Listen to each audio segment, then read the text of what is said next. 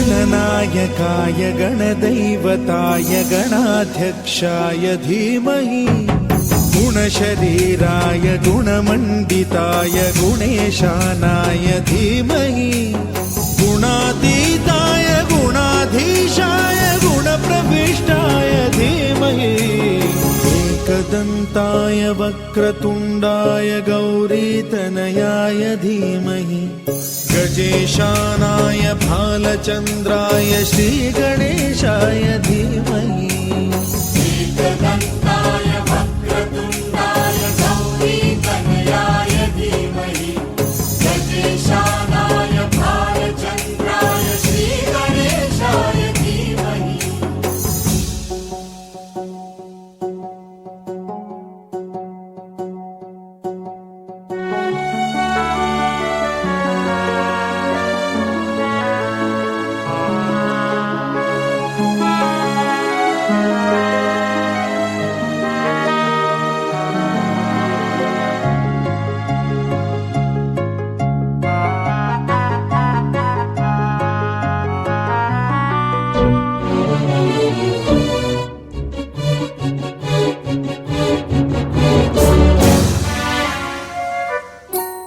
गानचतुराय गानप्राणाय गानान्तरात्मने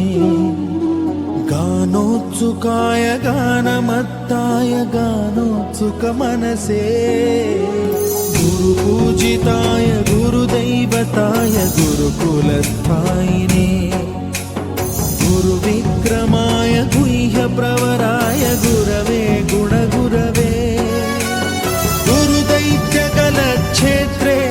गुरुधर्मसदाराध्याय गुरुपुत्र परित्रात्रे गुरुपाखण्डखण्डकाय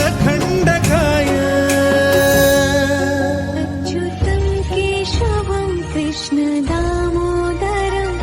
रामनारायणं जानकीवल्लभम्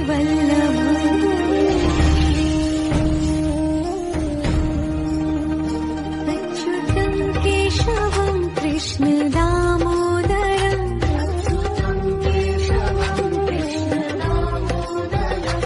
रामनारायणं नमामि शमीशाननिर्वाणरूपम्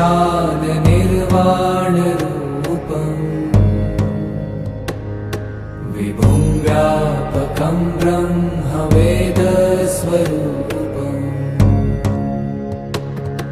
निजं निर्गुणं निर्विकल्पं निरीहम्